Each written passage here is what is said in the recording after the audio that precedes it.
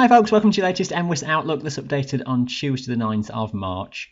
Plenty of weather on the way in the next few days, and not much of it good really, as a powerful Atlantic jet stream is back in charge, weather systems coming steaming in, and actually a rather chilly few days, particularly by Thursday onwards, where temperatures will stay sub-zero across the higher mountains pretty much all the way through, especially in Scotland, and there'll be some lively showers and downpours with some hail, some snow, and the risk of thunder thrown in at times. All of that likely to improve though, as higher pressure tries to build into next week.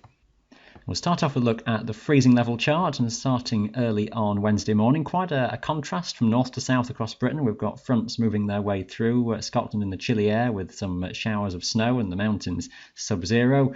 We've got milder air and rain across Wales. Now through the day on Wednesday we've got fronts moving back northwards, so some snow initially on the forward side of that into the Highlands in the afternoon, maybe to quite low levels for a time before that turns to rain to higher tops as we head onwards into the evening and the night. As a warm front goes northwards, it's all temporary, because by the time we go through into Thursday, a cold front will clear and those temperatures and freezing levels will come back down, so that we're actually as low as say 600 metres across western Scotland, typically 600 to 800 metres broadly across the Highlands, and that freezing level 700-800 metres even across England and Wales. And that similar sort of range will continue in the days ahead. Might be even that through late Thursday evening that freezing level in Scotland comes even lower than 600 metres for a time. I think as we go into Friday daytime, it's that sort of similar spread between 600 and 800 metres, lowest in western Scotland, lowest where precipitation is most constant, and highest across Wales and the South Pennines, where it may be above 800 metres for a time, and even a bit of daytime lifting just across the Highlands too, away from showers. This just takes you on into Saturday, and you can see that we stay within a generally cold air mass, some fluctuation through the course of the day, typically at its highest, that freezing level through the afternoon. Just to show you the vertical profile before we dive into the synoptic charts, this is a snapshot for Friday, but it could be a story of Thursday, Friday or Saturday, it must be said, for many places. We've got an unstable atmosphere developing, and that's as we have that cold air mass moving in across the British Isles with quite a rapid drop of temperature with height, and that's the ingredient to see those towering cumulus and cumulonimbus clouds developing, which produces hail, and it brings that risk of a rumble of thunder. Anytime we see a chart looking like this, where temperature falls rapidly with height, that risk of those heavy downpours becomes all apparent in the forecasts. Before we get to the showery bit, it's some more constant precipitation though, and this is the chart for Wednesday, a real tangle of fronts moving their way across the country then. A warm air mass tied into the south of this, a warm sector producing rain and drizzle, and some more heavier constant falls coming in across the Welsh mountains through the day, and that pushing northwards into the lakes and southwest Scotland increasingly in the afternoon, and that all setting in initially as snow, as mentioned, with that chilly air in place across the Highlands, and then the milder air for a time later in the day on Wednesday. The wind will strengthen as well, increasingly widely gale or severe gale force through the afternoon into the evening. Bit of a lull in the very strongest winds though ahead of that just in the morning for the Highlands.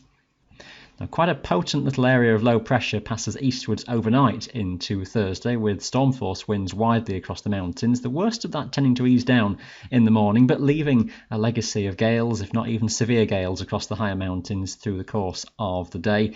And we're all into the colder air mass by this stage. The cold front that's passed southeastwards into Europe leaves us in that chilly polar maritime westerly airflow off the North Atlantic, those temperatures then having come down, and it's a real rash of showers that will come in from the west, those merging at times to longer spells of snow and hail, coming down even to lower slopes at times in the Highlands.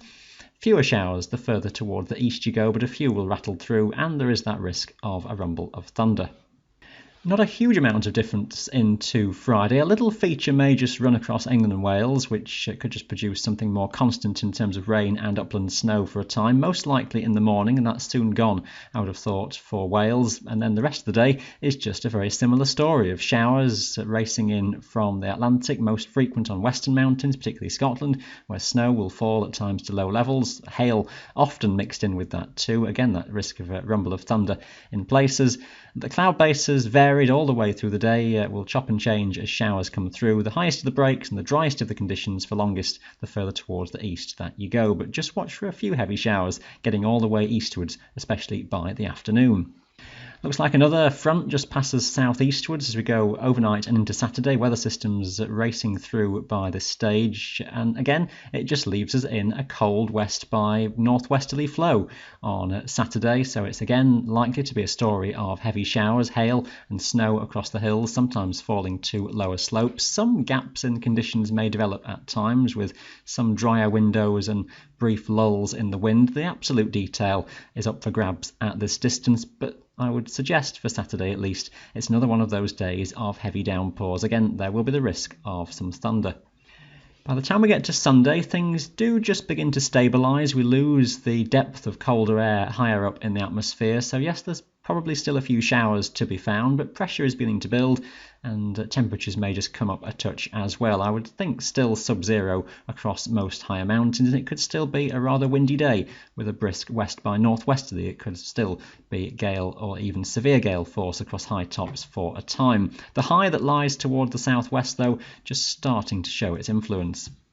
Now, indications do favour that high begins to build further northwards as we go into the start of next week. Initially, still a cool northwesterly will be around 1 or 2 showers, but not as potent as previous days. And the likelihood then, as we go onwards towards Tuesday, Wednesday of next week, that high begins to expand further.